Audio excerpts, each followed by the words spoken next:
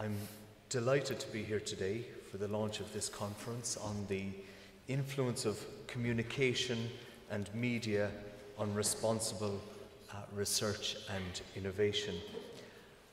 I'm also delighted to be here in this great educational establishment that produced great patriots like Thomas Davis, and if you forgive me for being slightly parochial, he also was born in the same town and that I was born in. But his catchphrase and his philosophy was, educate that you may be free. And may I say that I listened carefully to the words of the Provost. They are duly noted. I might add, respectfully, that at a time when we are in a very deep economic recession, it is right and pertinent that the state must invest its very scarce resources to try and maximize the impact on both society and the economy, and the prioritization of research to the national exercise. That is not the entirety of the research spend in this state. There are other and varied sources of research funding that form a wider part of that landscape. But I'm not blind to the messages that have been imparted here. We take very seriously the words of our academics in terms of the messages that they put forward on occasions like this, but it must be stated that the announcement, for instance, that we made today, which is a €300 million package involving the state, academia, of which this institution will benefit also, and industry. And it is important that we state that it is a collaborative process, but it is not the entirety of the process. It is not the entirety of the process.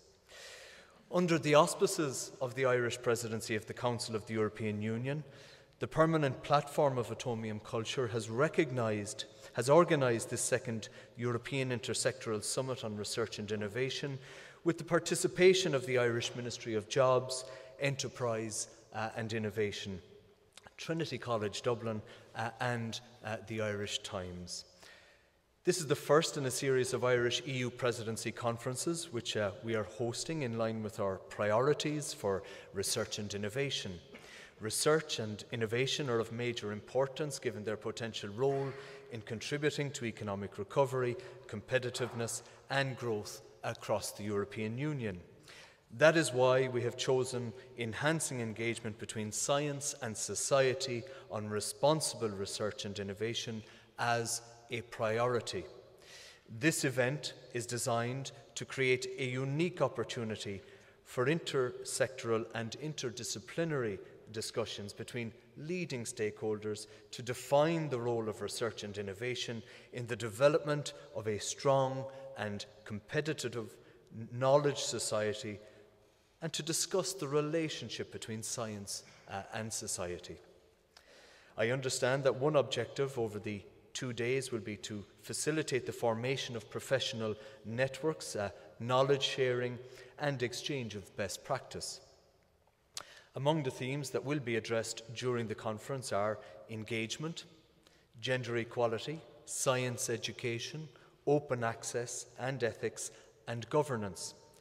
It is no coincidence that all of these themes are deeply embedded in Horizon 2020, the next European Framework Programme for Research and Innovation, covering the period 2014 to 2020. This is currently being negotiated between the 3 European institutions under the Irish Presidency. An important feature, indeed an important innovation of Horizon 2020 is the focus on addressing the major societal challenges, major concerns shared by citizens in Europe and elsewhere. A challenge-based approach will bring us together resources and knowledge across different fields, technologies and disciplines, including social sciences and the humanities. This will help address issues such as climate change, developing sustainable transport and mobility, making renewable energy more affordable, ensuring food safety and security, and coping with the challenge of an ageing population. I see the focus which this conference brings to the role of the media in society in addressing these challenges as timely and constructive to the process, and an important contribution to addressing these societal challenges over the course of Horizon 2020.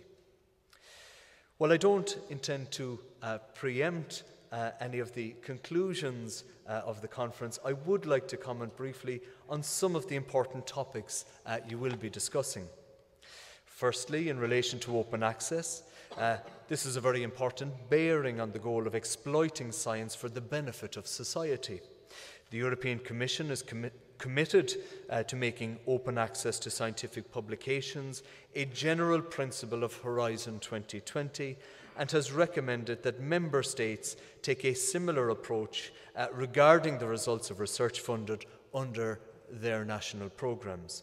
And Ireland strongly supports this approach. The impact and importance of open access in order to increase the efficiency of the research system and increase the positive spin-off effects of publicly funded research is pivotal if we want Europe to be a leading knowledge society and economy.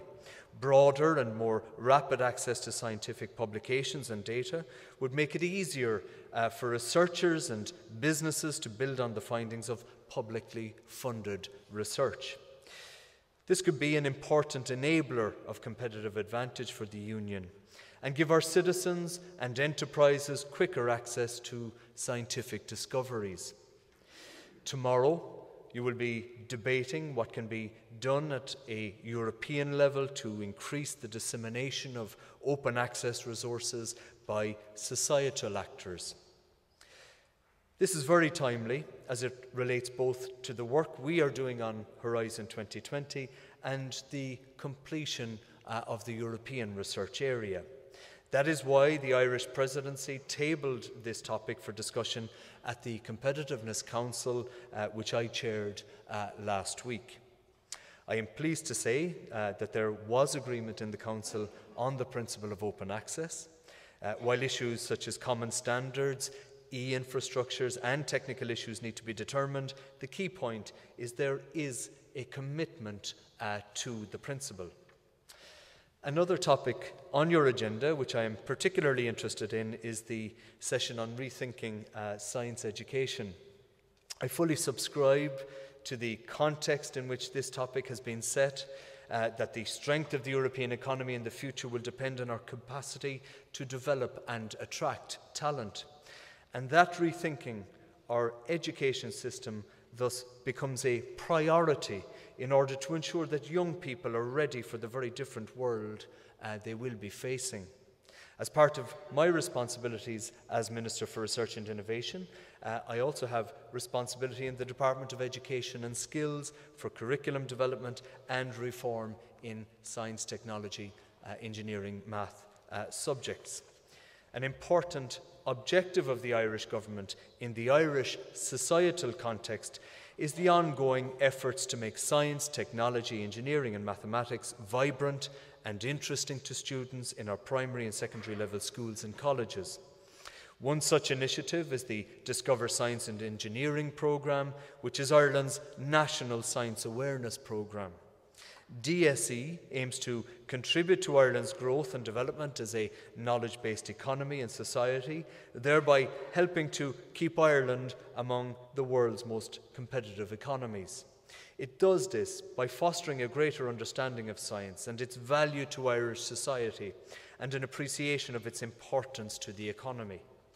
DSE initiatives such as Science Week Ireland, St. Patrick's Festival Big Day Out and DSE Online are designed to raise awareness among the public at large. Other initiatives are more focused on particular age groups, for example, Discovery Primary Science and Maths, an award of Science and Maths Excellence, are targeted at primary level students, while SciFest and Discover Sensors are targeted at students at secondary level.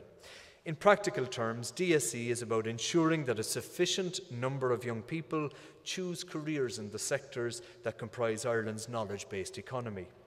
The flexible programmes of DSE are designed to satisfy this need by enthusing young people at primary and post-primary level with an appreciation of the career opportunities available in the enterprise economy and achievable through the study of the physical sciences. In conclusion, as Minister for Research and Innovation, I see science as being a core part of employment creation and retention. In Ireland, our scientific research capabilities have been dramatically enhanced over the past decade. And as a country, we have leaped up the international rankings in terms of the quality of our research. Ireland is now in the top 20 countries in overall scientific global rankings, and we are excelling in a range of key disciplines such as immunology, nanotechnology, materials science, genetics, and genomics. We are uniquely positioned to examine the role that science plays in addressing societal challenges and the contribution that communication and media can make to raising public awareness of the benefits of science.